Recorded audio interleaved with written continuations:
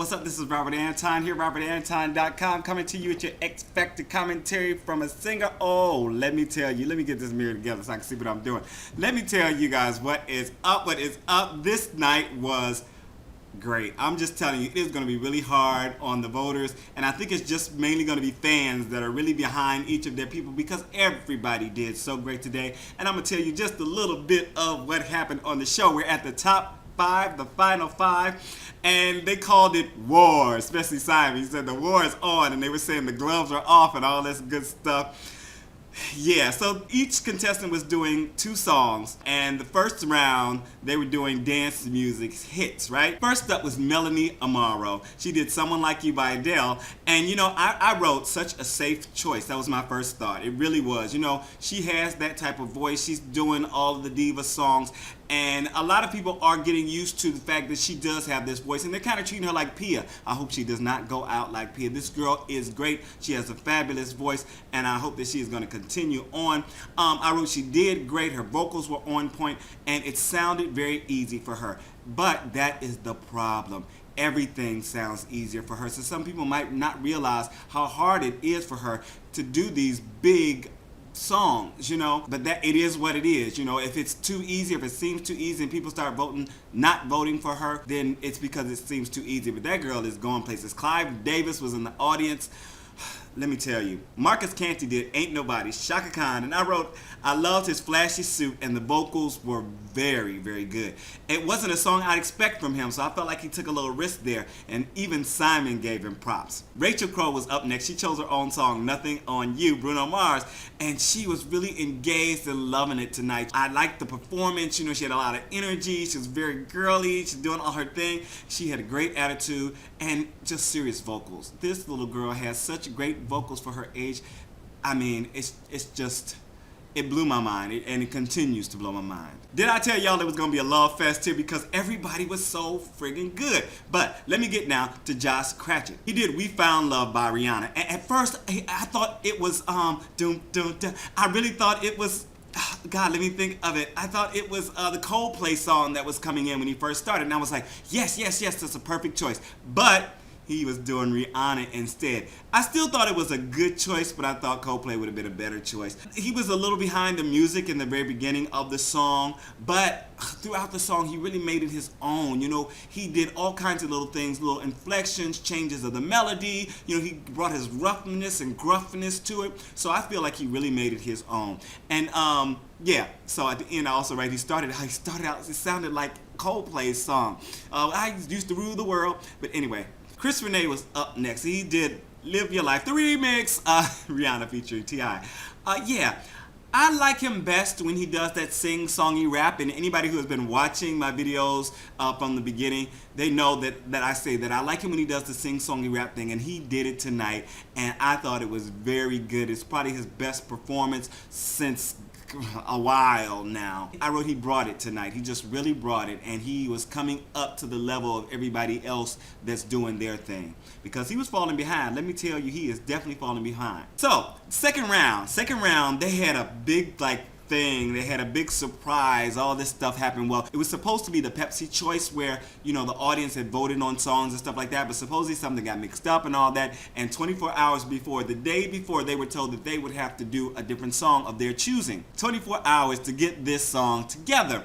And it was really their saved song that they were going to end up doing. And Melanie Amaro went up first again, and she did When You Believe. Mariah, Carey, Whitney Houston, Celine Dion. What diva has not done it? And I just thought it was a beautiful vocal and a wonderful performance. Yeah, and I'll repeat, Clive Davis was in the audience listening to it, and he stood up. So I think she really does have nothing else to worry about. It was really a masterful performance, and I really enjoyed it. Canty, next up, did A Song for You by Donny Hathaway. And again, another great performance from Marcus. I mean, he had a perfectly controlled vocal.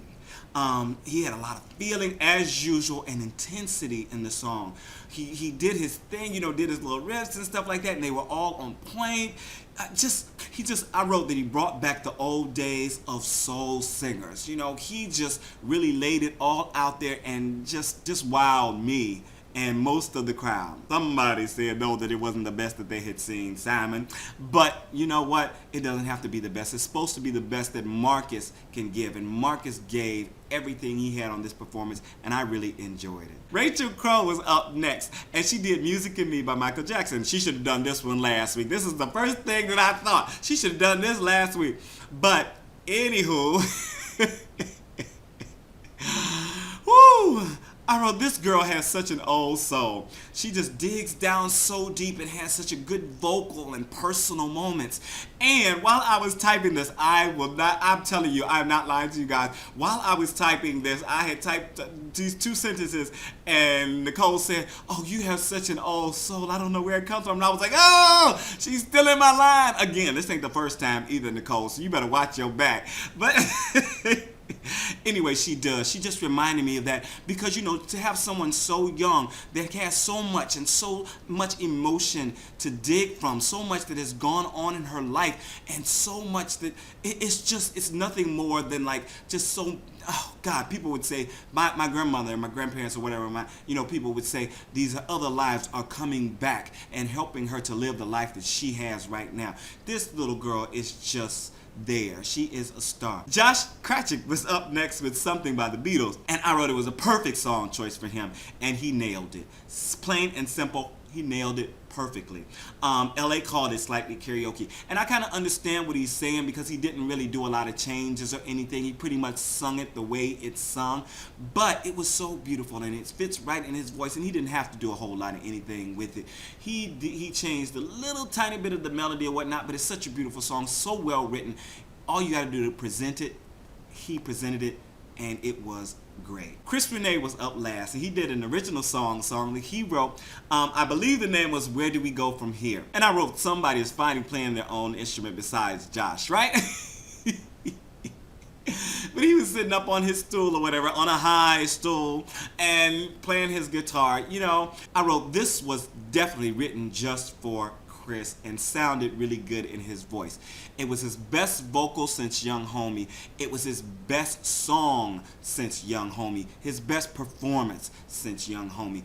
You know, there is something about when you write your own music that it is written perfectly in your voice. It is for you, for your sound. It is for all of your little idiosyncrasies. And you can tell this with his music. And with his music, he actually sounds like a singer. And I have said before that, you know, mostly when he sings, he sounds like a rapper who can sing a little bit. In this song, he sounded like a singer. And let me tell you, while the judges were giving their critique for him, I was getting chills and goosebumps because I really felt this song, and it was still running through my head after he finished singing it. And that, to me, says a lot about his talent and the way that he writes. And hopefully he will have a big career with his own music. But that being said, I don't want to go through the rest of everything else. I might have some So You Want to Be a Singers coming out of talking about this. But I want to know, who is your favorite? Who are you voting for? Who did you vote for if you already voted? And who do you think really made like a stumble tonight? Did somebody really mess up enough for you not to vote for them when you regularly vote for them? This is Robert Anton, robertanton.com. Let me tell you, I was over here all day today working on 2 collaborations, Christmas collaborations that are coming up. So please stay tuned and check back on this channel and next week and the week after to look for my Christmas collaborations that I will be bringing to you. All right, I'm out. Peace.